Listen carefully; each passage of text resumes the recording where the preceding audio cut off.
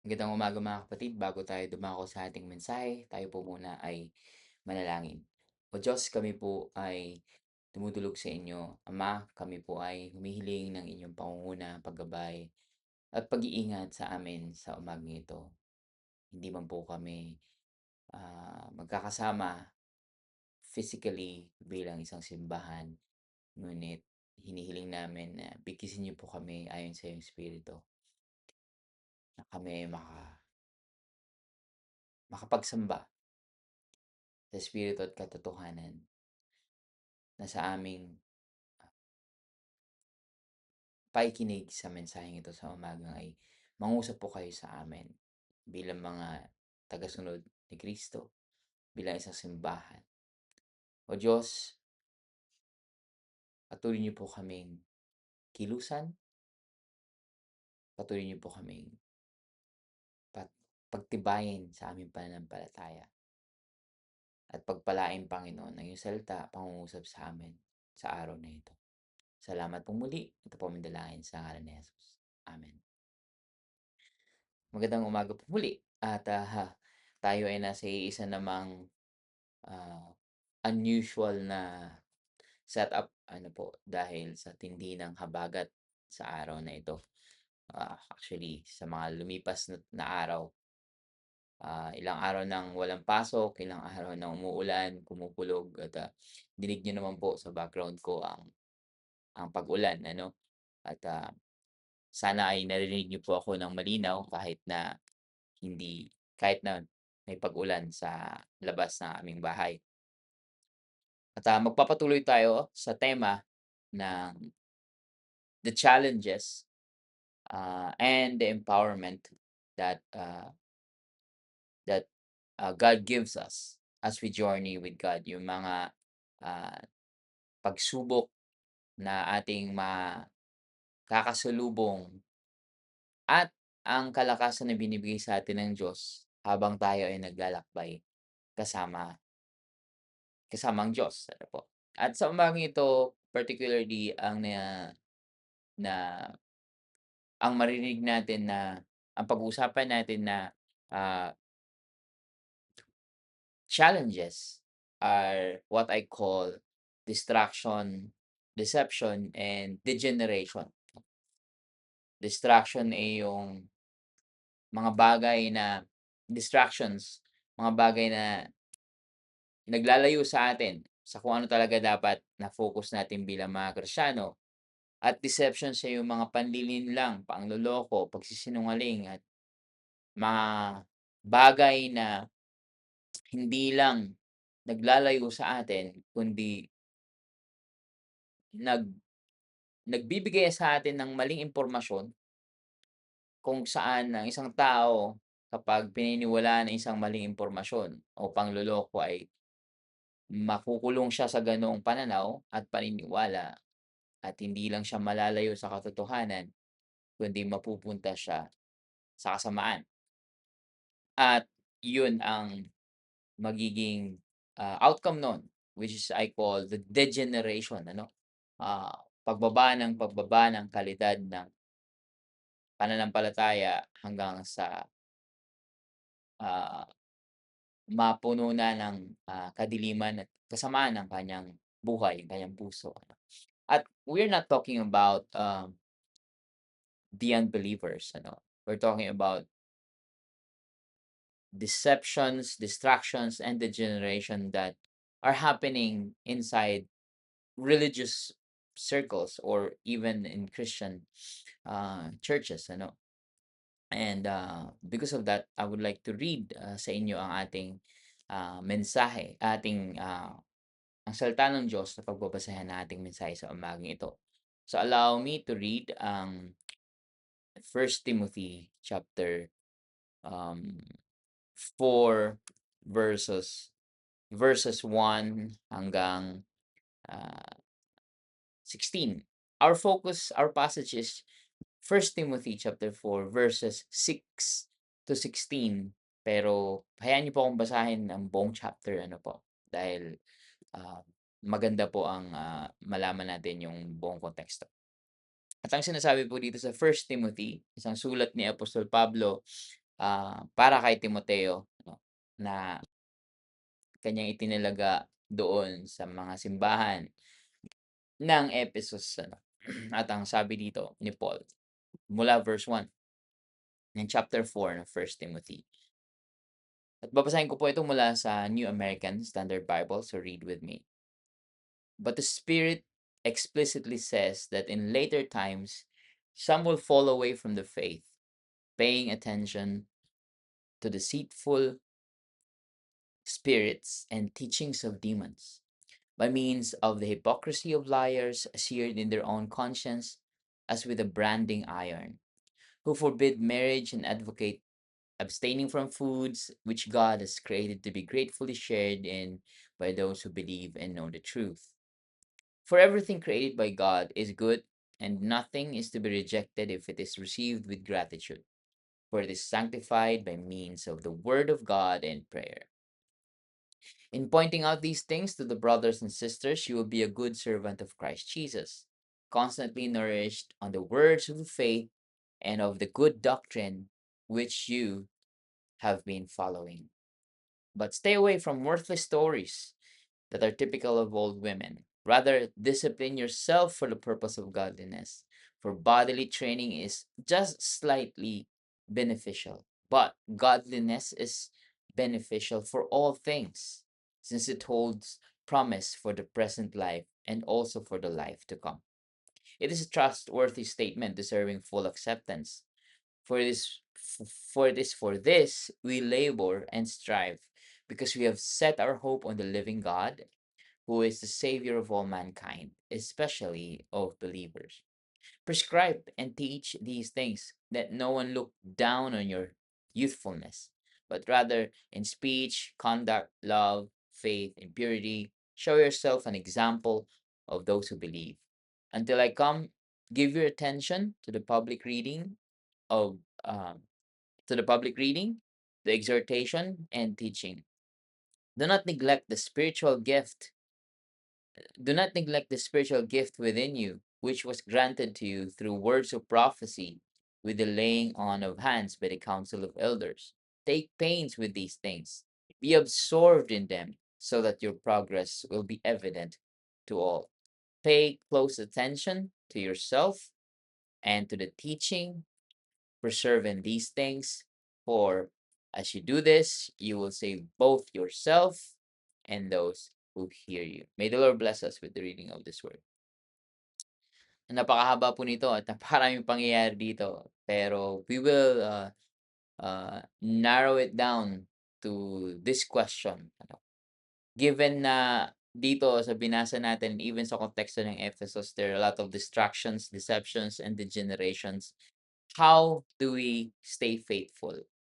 O ano ba yung naging encouragement ni Paul para kay Timothy, given na sa lugar niya, sa panahon na yan, there are a lot of distractions, there are a lot of deceptions and degeneration, some of it kasama sa binasa natin sa passage. Ano? Na doon sa Ephesus at that time, there were many discussions, maraming pag-uusap na nakaka-distract, nakakagulo, lito para sa mga mananampalataya at nahihirapan ng mga tao na gustong makilala ang Panginoong Hesus. Nahihirapan silang makilala pa talaga ng husto ang Diyos, si Kristo, at ang kanyang mga katuruan. Nahihirapan silang maging tapat. Marami ding mga maling katuruan, false teachings na nanlilin lang sa mga tao, leading them away from the Christian faith. Na hindi natin pinag-uusapan dito kung nawawala ba yung kaligtasan or not. That's not their concern here. Ang concern nila dito ay maraming tagapagturo sa loob ng mga simbahan or sinagoga mismo, na there's a mixture of Gnosticism, parang meron siyang special knowledge about spirituality. Tas meron din yung mga hybrid na mga Jewish teachings, meaning na nag-develop na ng mga katuruan ng mga Hudyo sa dami-dami ng factions ng mga Hudyo that time, up until now. But that time is really, really very, kumbaga napakaraming versions of their Jewish Jewish faith sa panahon na yan, and sa pagdating ng Christianity mas nag-transform pa ang iba pang mga factions of Jewish, religious groups, ano. And of course, nandiyan din yung, influence ng pagan cults, sa Ephesus, dahil marami ding kinds of spirituality and religiosity ang lugar na 'yan sa panahon na 'yan, ano. So, napakaraming false teachings that deceive people, and kung ikaw gusto mong, manatili sa pananampalataya, not necessarily about being saved or not, ano, but this is a talk about, uh, people who come to their Christian gatherings at that time, ano, na nadadala palayo, ano, imbes na makakilala sa Panginoon, imbes na lumalim sa pagkaunawa sa ebanghelyo, eh, napupunta sa mga maling, mga false teachers, ah, na yun ang sinusunod nila at yun ang nagbibigay sa kanilang kung anong mga katuruan. At dahil dito sa mga kasinungalingan, dahil dito sa mga kaabalahan ng kung ano-anong, mga katuruan, distractions and deceptions, people continue to degenerate. Palala ng palala, pasama ng pasama, yung mga pangyayari sa buhay nila. We're not talking about people outside the church dito, sa Ephesus, of people outside churches. We're talking about people who gather around, ano, in the churches, ano, sa panahon nila. Of course, hindi naman interesado yung mga unbelievers sa Jewish teachings, sa Christian teachings of their time, ano. But these are the people who teach false doctrines, false, beliefs sa loob ng kanilang mga gatherings, ano. So, promoting itong mga panlilinlang at pangloloko is they are actually promoting sinful acts contrary to the law, and to the gospel. ah, Kabaliktaran ng tinuturo ng ebanghelyo, kabaliktaran ng tinuturo ng batas ni Moses o ng nakaunawaan, nakagisnan na nilang, mga kautusan ng Diyos mula sa Old Testament. And I am saying that because 'pag binasa natin yung buong, 1 Timothy, especially sa chapter 1, ano, may tinutukoy siya diyan na paglabag sa batas, kabaliktaran ng batas ang mga, nagiging resulta ng mga maling katuruan. So that's why dito sa verse 1 na binasa ko, mula sa umpisa, ang sabi ni Paul, verse 1 and 2, "The Spirit explicitly says," sinasabi ng malinaw na sinasabi ng banal na espiritu na sa pagdating ng panahon, later times ang ginamit na term, ano. Yung iba daw ay will fall away, some will fall away, paying attention to deceitful spirits, ano, teachings of demons, ano, by means of hypocrisy of liars, seared in their own conscience. Kumbaga, may tama na ang konsensya nila, for lack of a better, Tagalog expression, ano, na sirang-sira na yung konsensya nila. Sabi dun, seared, ano, sinunog ang kanilang konsensya ng para bang may branding iron. Alam niyo yung pangmarka sa mga kalabaw o sa mga, sheep, to either to brand them, 'no, or to to to identify na yun yung pag-aari nila, 'no. So ganito na daw yung marka ng mga tagapagturo na 'yan. Kaya ang concern ni Paul, ano, ay hindi necessarily doon sa labas kundi sa loob ng kanilang mga gawain, ng mga simbahan, ano. The movements within their religious circles, may mga ganitong mga tagapagturo, tagapanlinlang.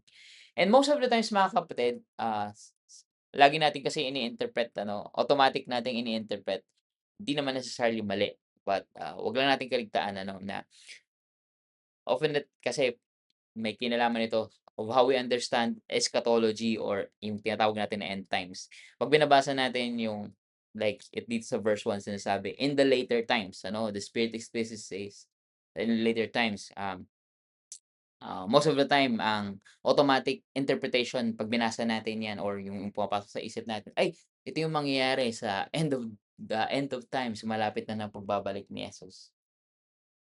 Could be, uh, that's a possible interpretation, and, wala namang necessarily, hindi naman siya necessarily in the negative aspect of interpretation, ano, pero hindi 'yan yung pinaka-immediate na interpretation. In fact, hindi yan yung concern ni Paul.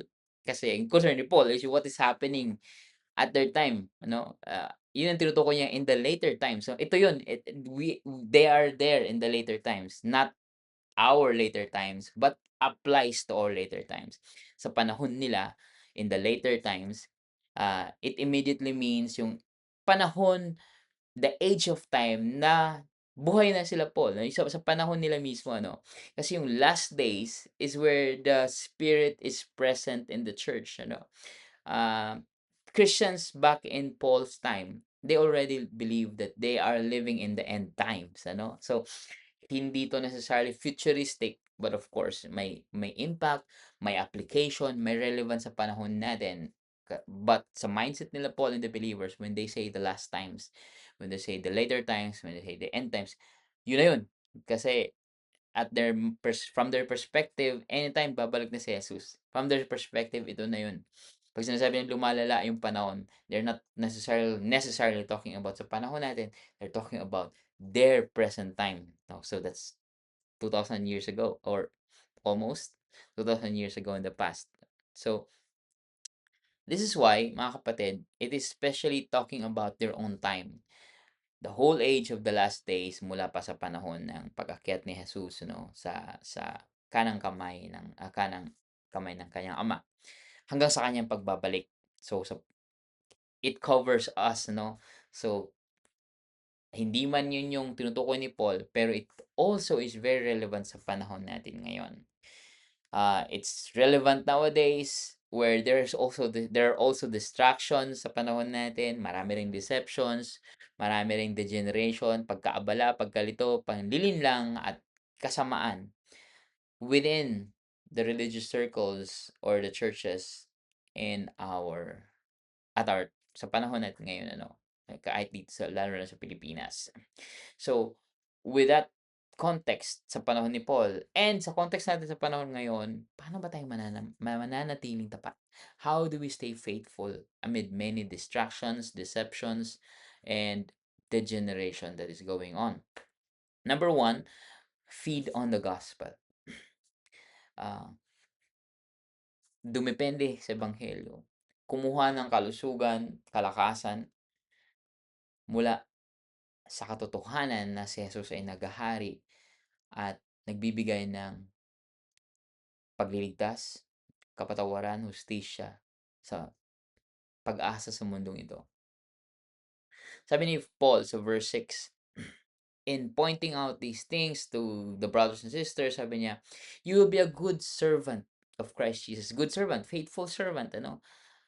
Constantly nourished on the words of the faith and of the good doctrine which you have been following. Yan ang sabi ni Paul sa verse 6. Na ang tapat na tagapaglingkod ni Jesus ay patuloy na pinapalakas, pinagtitibay, pinapalusog, nourished, ano, ng salita, the words of the faith, ng mga katuruan ng pananampalataya, and of the good doctrine in contrast sa mga false teachings, the good doctrine which you have been following. No, ang tinutukoy ni Paul dito is yung ebanghelyo, which is about Jesus, ano. And then sa verse 10, sabi niya, we have set our hope on the living God who is the Savior of all mankind. Um, this is really a great study pagdating uh, sa Christology, ano, kasi o kung sino ba si Jesus, dahil dito mapapansin mo that Paul constantly uses God, ano, to refer to the Savior, ano, si God yung Savior, si God yung Savior. And in other aspects, in other areas sa mga letters ni Paul, si Jesus yung Savior, ano, si Christ yung Savior. But here, most of the time, si God yung tinutukoy niyang Savior of all mankind. So, there's a good, uh, ano tawag doon, na reason to believe that nasa ganong, kumbaga, nasa Christology, nasa pagiging, ah, nasa usapin ng kung sino si Jesus ang tinutukoy dito, na the God who's the savior of all mankind. But of course, our focus here is the empowerment of the gospel to feed on the gospel. Ano? Yan ang encouragement ni Paul kay Timothy sa lahat, hindi lang para kay Timothy kundi para sa lahat ng Kristiyano or believers sa Ephesus na manatiling malusog, manatiling kumakain, manatiling nakadepende sa words of the faith and of the good doctrine na sinasabi sa verse 6. Or simply, the gospel of Jesus. Ano, yung katotohanan, yung balita, yung mensahe tungkol kay Jesus. It means na ang mga mananampalataya hindi lang dapat nag-a-agree na, uy, si Jesus ay tagapagligtas. Uy, si Jesus ay hari. O si Jesus ay nagliligtas sa atin mula sa ating mga kasalanan. But they must abide by the teachings, yung the good doctrine, the teachings of Jesus, and let it transform their lives. When we say constantly nourished, yun yung ginamit ni Paul na phrase maging magpapatatag sa'yo, magpapalusog sa'yo. It's not just about a perspective, ano? It's a pag sinabi nating nourishment, yan yung magpapalago sa'yo, yan yung magpapalusog sa'yo, yan yung magiging kalusugan mo laban sa mga sakit, laban sa laban sa panghihina ng kung ano man ibinabato sa atin ng buhay na ito. So it's not just simply agreeing, no, or a uh, mental agreement. It is a lifetime na depende. It's a kasi ang tawag ang term na ginamit is the constantly nourished, no? Meaning it's it's a long time o lifetime na pag-abide sa katuruan ng Panginoong Jesus na magdadala ng pagbabago sa buhay natin.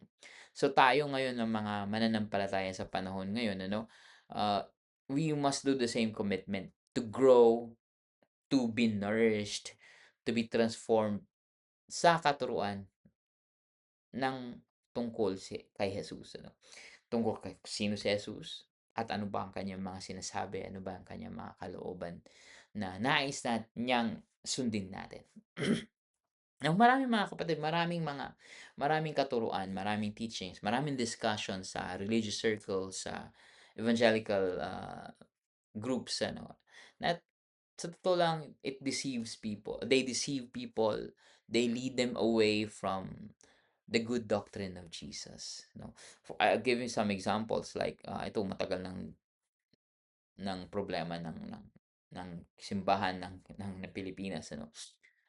Prosperity theology, the belief that um, it's all about material wealth. I'm not saying material wealth is wrong. Material wealth are a blessing from the Lord. Prosperity, good health, those are a good blessing. Sabi nga sa same chapter na binasa natin, everything created by God is good. Nothing is to be rejected and received. Kung meron ba na bang magbibigay sa iyo o magigift sa iyo ng magandang bagay, material wealth, or nagsisikap ka sa trabaho, nagsusumikap ka sa pag naging responsable kang empleyado, naging responsable kang magulang, and then the outcomes ng yung pagsisipag ay maganda, praise the Lord, We're not against that.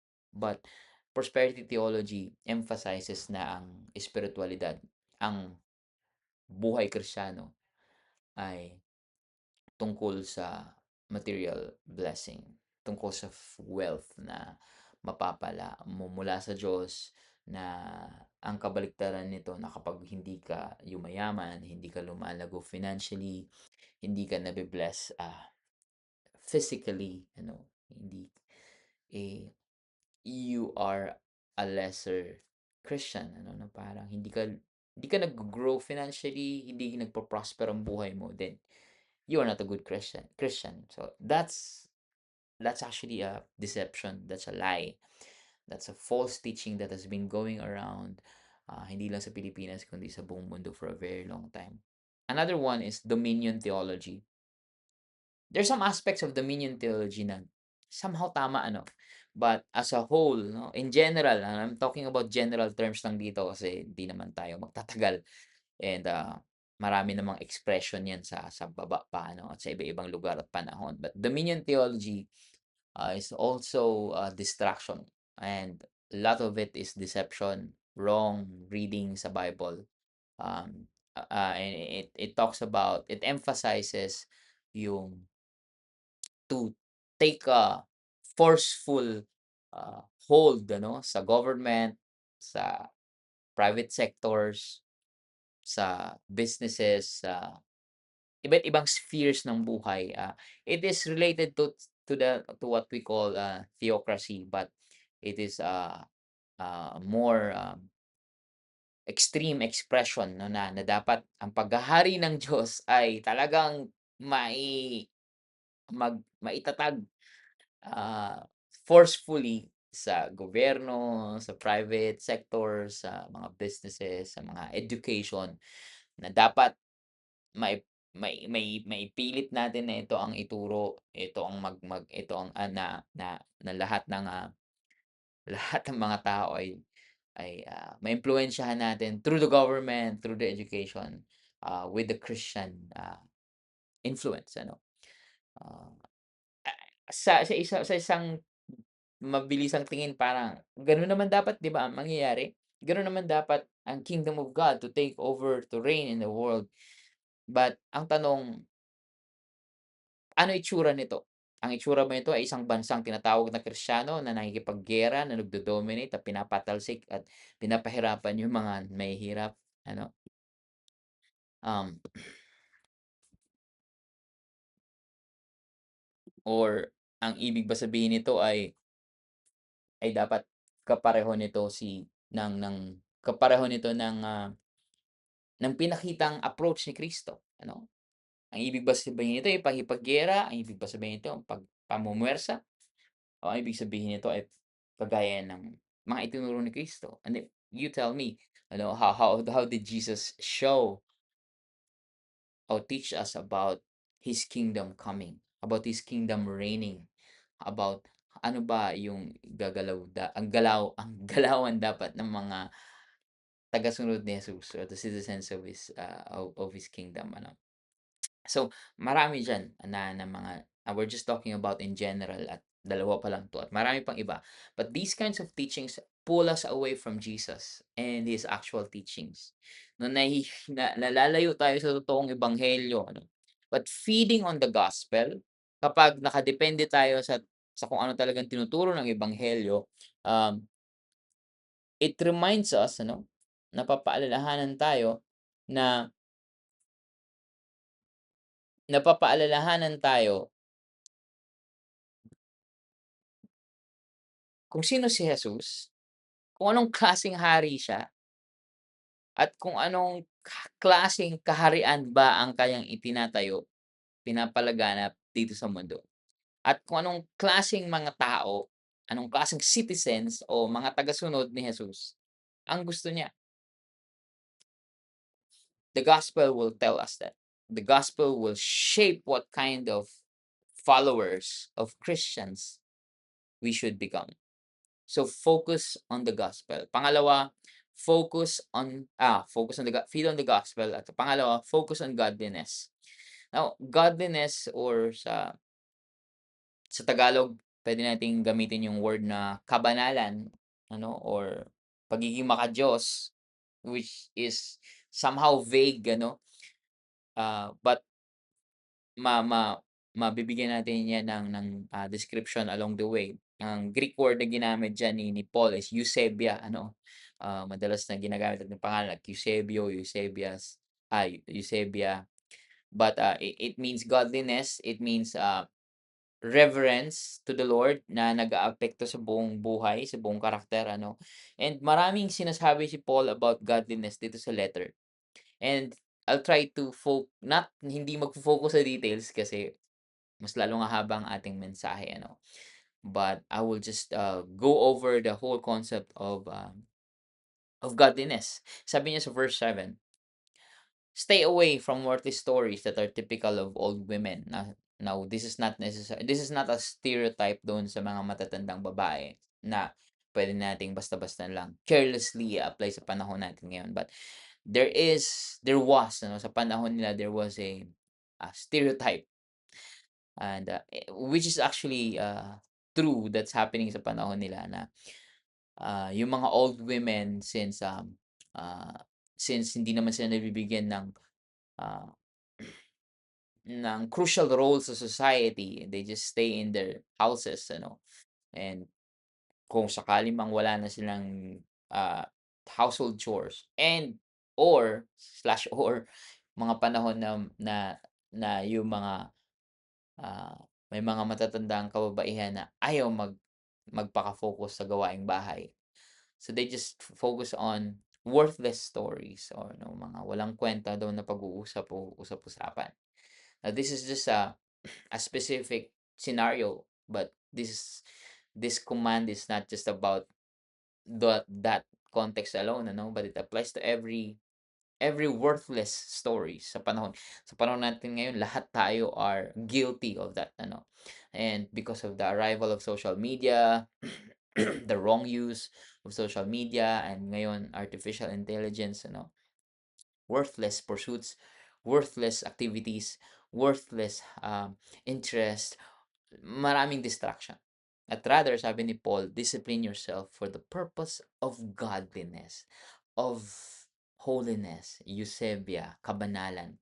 The way I see it, no, dito sa verse 7, nung nag-umpisa na si Paul magsabi, stay away from this, rather, discipline yourself for the purpose of godliness. Hanggang verse 12, ano, verse 7 hanggang 12, verse 12, description ni Paul yan of pursuing godliness. Paano ka magpapakabanal? Staying away from worthless stories. Magiging banal ka by magpupursu ka ng godliness by staying away from fruitless, senseless, unnecessary na mga interest, na mga activities, na mga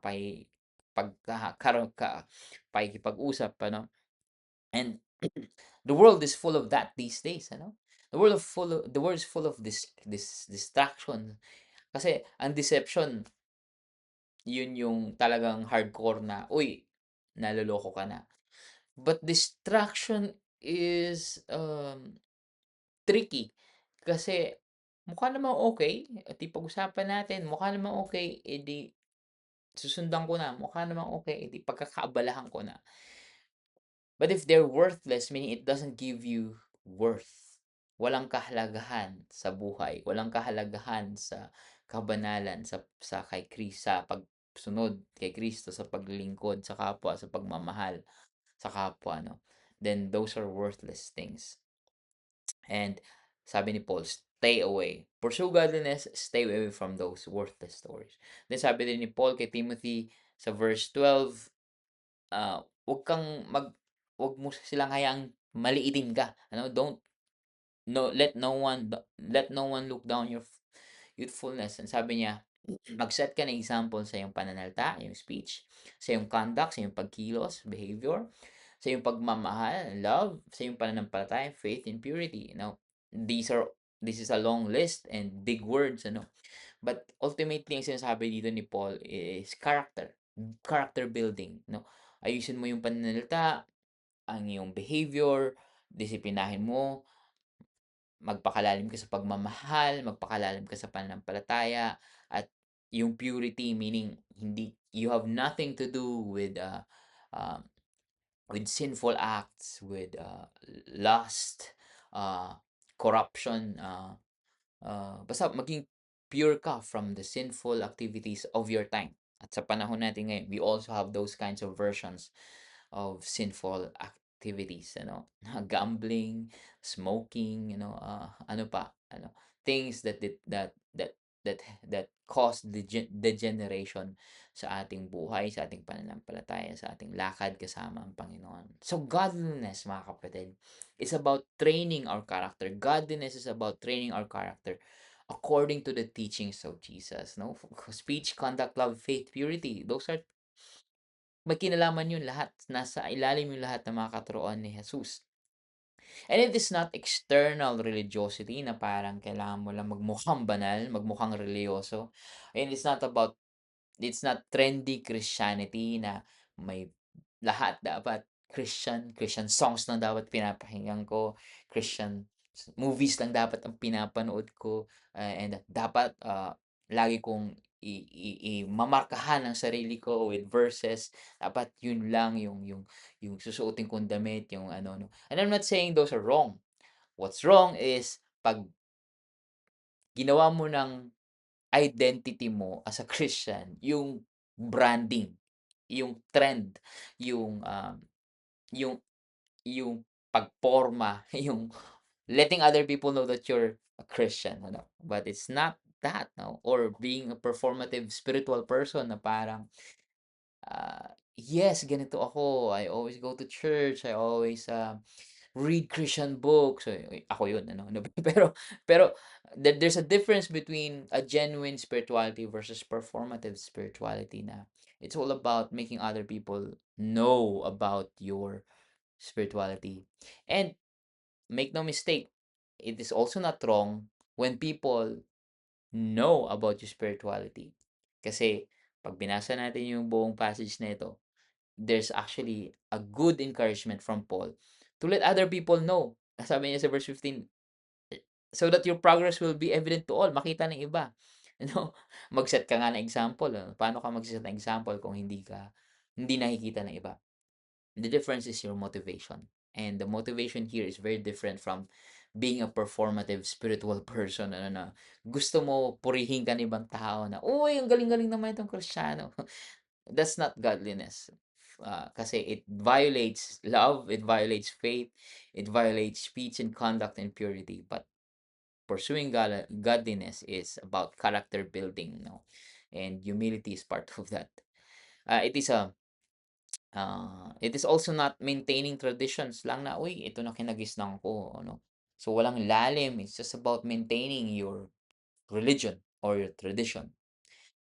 On the contrary, godliness is a solid faith sa Panginoong Jesus, no, solidong pananampalataya na naipapahayag sa pamamagitan ng isang disiplinadong buhay na punong-puno ng pagmamahal at paglilingkod. A life of love and service, a disciplined life of love and service.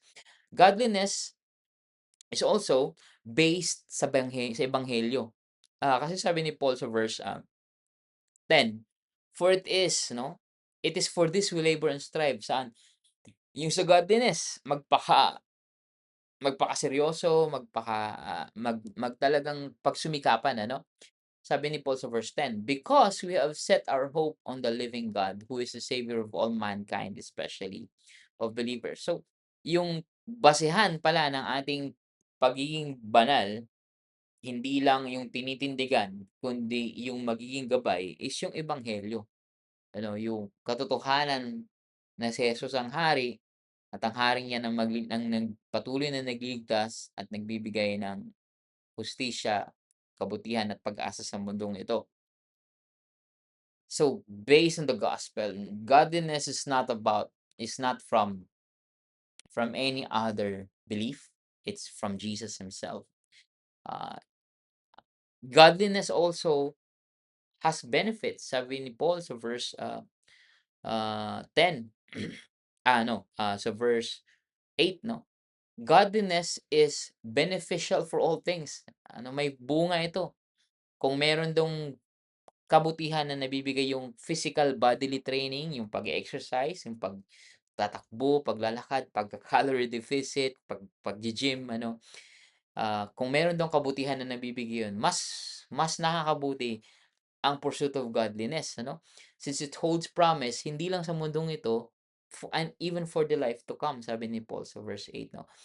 If if by exercising to be healthy is very good for your life today, it's godliness is very good for all eternity, ano. So yun yung description ni Paul, ano. There is a benefit for this present life and for life to come.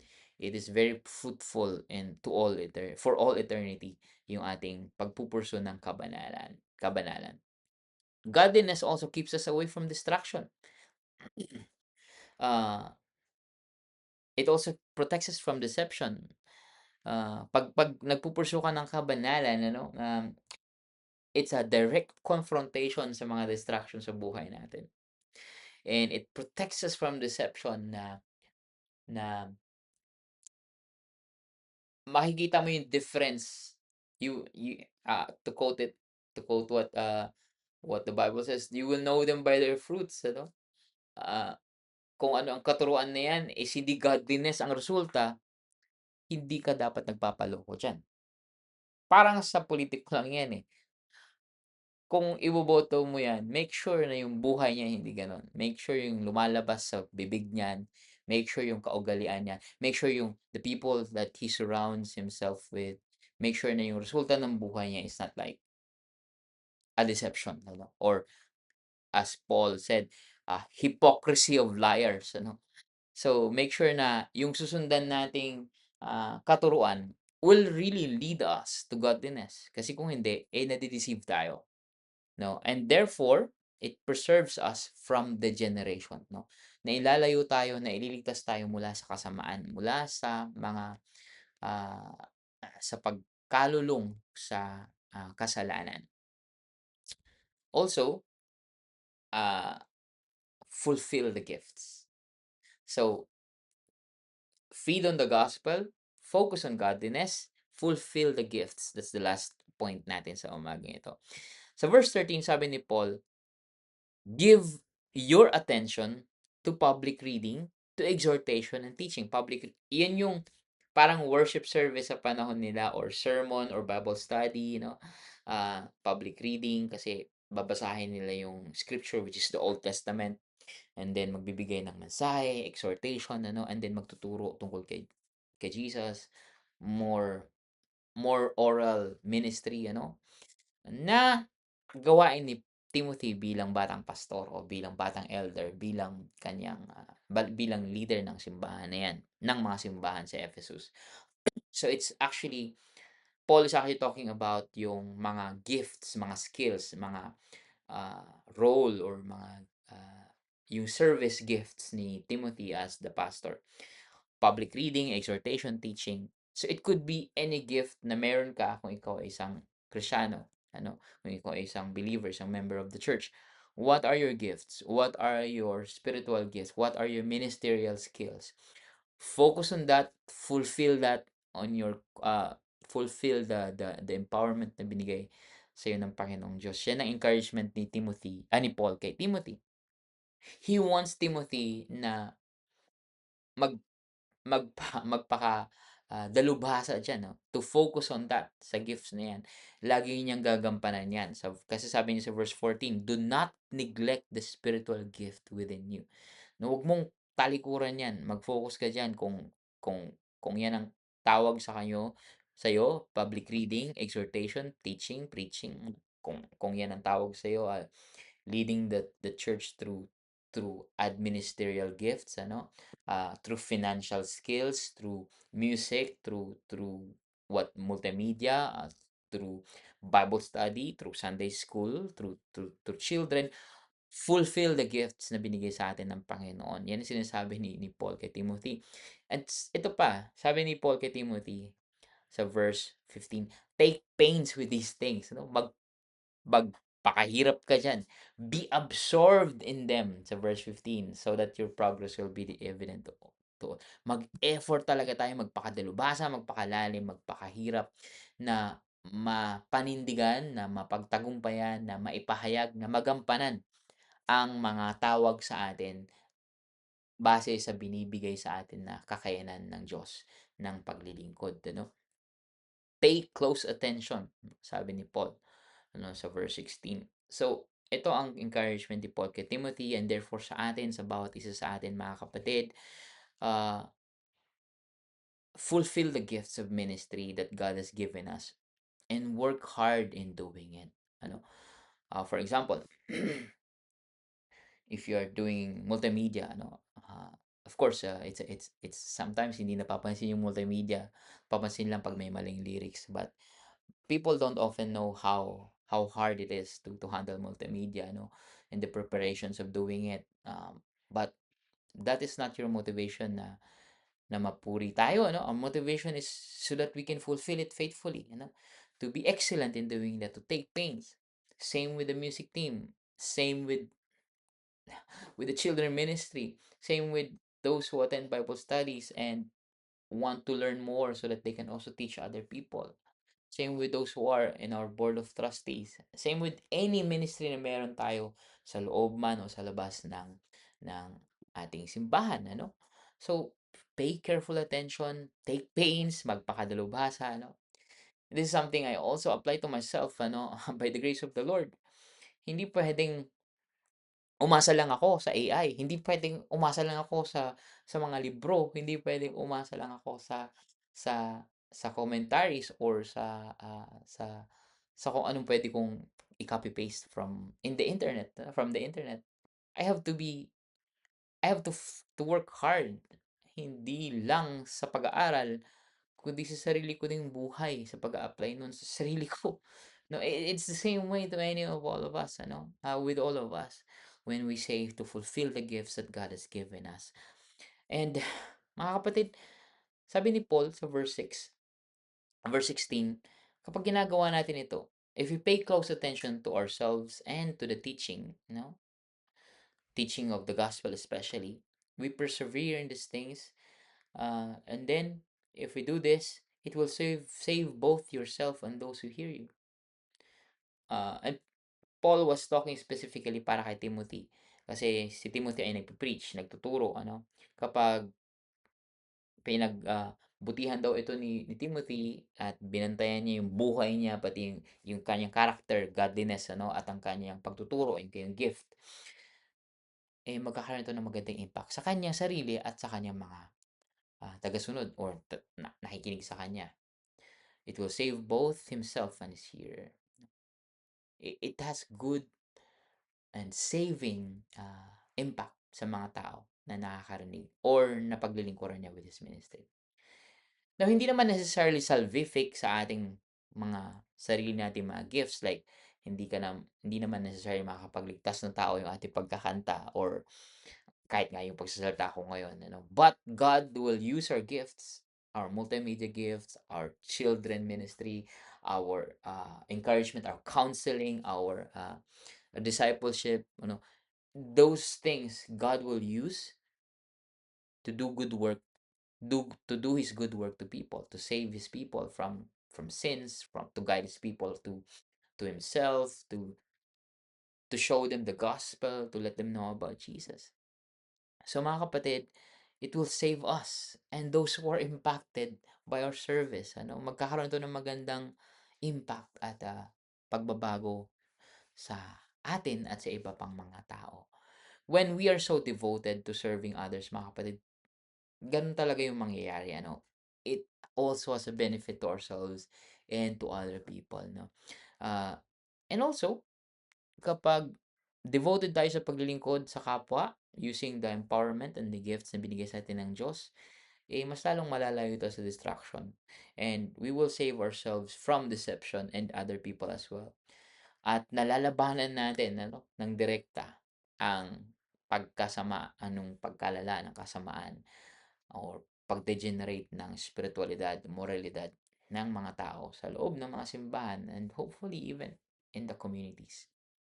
So mga kapatid, fulfill the gifts and serve our brothers and sisters, love our neighbors, And yan naman ang gustong gawin ng Diyos sa atin, na mailayo tayo mula sa mga kasamaan, sa panlilinlang at sa mga bagay na nagbibigay ng kasinungalingan and therefore leading us away from the gospel.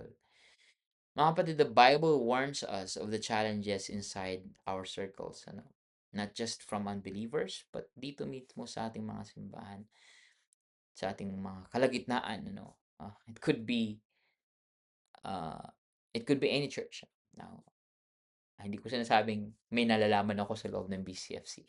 No, I'm saying this as a warning, uh, because we should not underestimate the work of the enemy. It can happen to any church. The distraction, the deception, the degeneration. At ang encouragement is to fight distraction, deception, and degeneration, to fight it with the gospel, with godliness, and with gifts na binigay sa atin ng Diyos. At yung ebanghelyo na nakasentro sa pagkatao ng Panginoong Hesus, sino ba siya, ating hari, anong kanyang dala, anong benepisyo, anong kanyang mabuting balita, anong kanyang pagliligtas, kapatawaran, katuwiran, kabanalan, at kahabagan, lahat ng bagay na nagmumula sa ebanghelyo.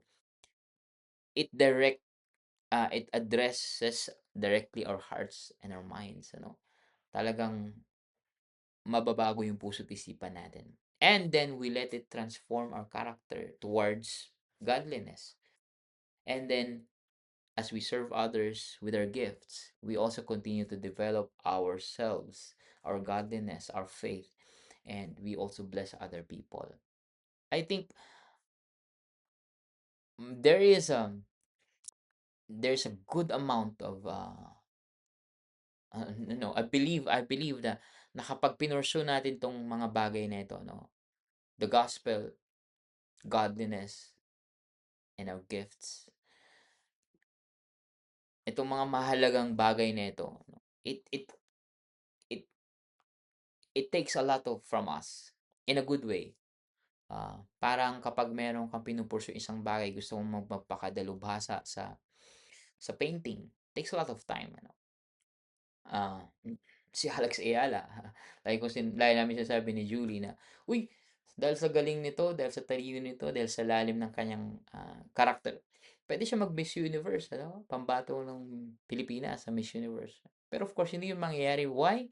Kasi all her life has been devoted to playing tennis, and wala na masyadong ibang distraction, Ah, min ang alam ko hindi nga siya masyadong nakakapanood ng concerts all her life, In the same way na ang isang, sundalo ay talagang naka-focus lang din sa kanyang duty to defend, the sovereignty of his nation, to provide security to the citizens of his country, to maintain his, uh,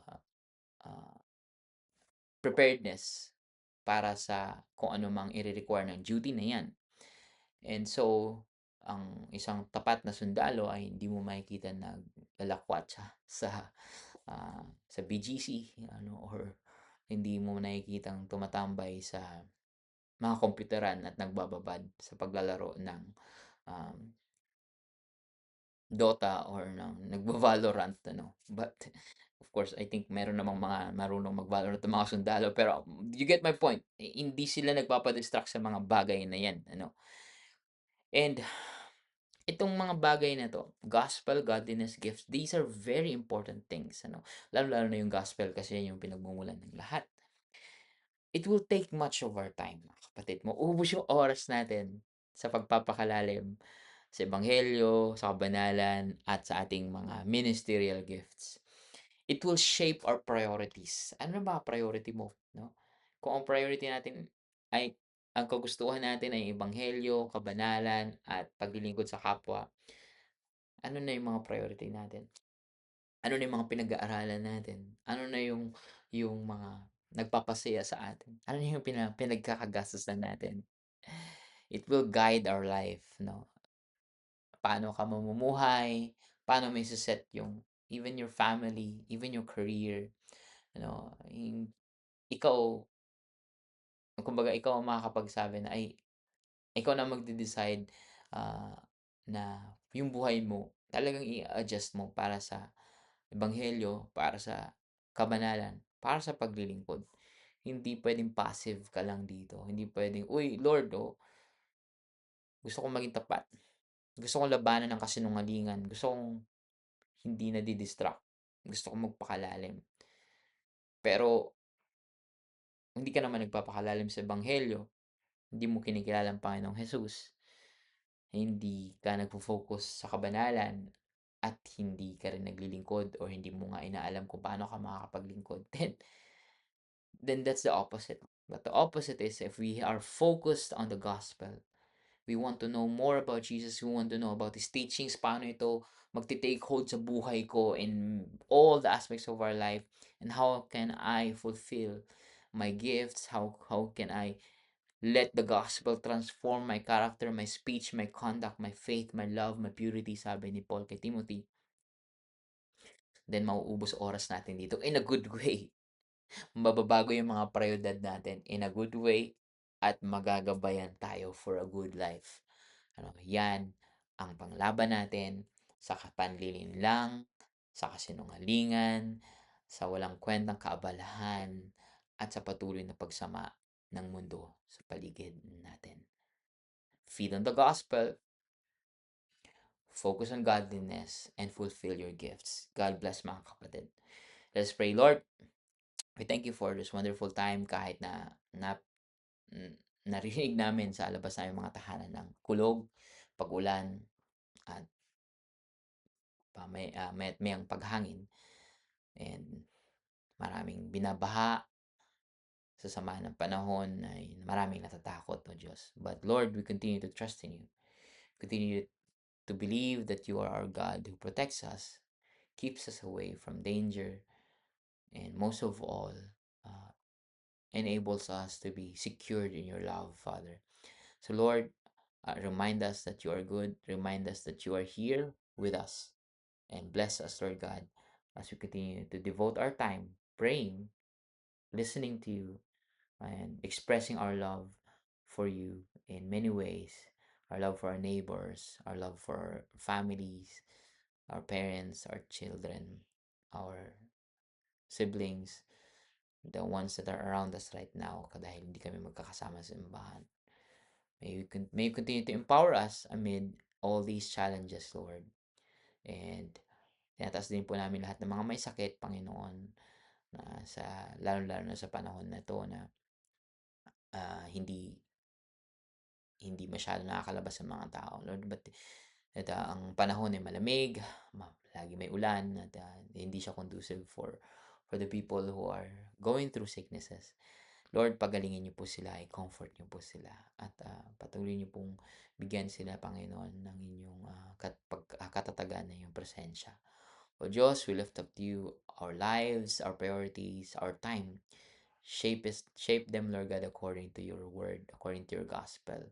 Teach us and let us uh, grow deeper in godliness. Let us grow deeper in our skills and our gifts, Lord God, na binibigay sa amin. Makaiwas kami sa mga distraction ng buhay na ito. Ilayo niyo po kami sa mga kasinungalingan at mga walang kwentang katuruan. And let us focus on Jesus. And let us serve you. Let us serve our brothers and our sisters. Let us be agents of your kingdom, Lord God, in this world, in this evil time, Father. And we may shine your light. May we be a blessing to everyone, Lord. And may we also continue to depend on you, on your grace, as we continue, as we strive to be faithful to you, Father.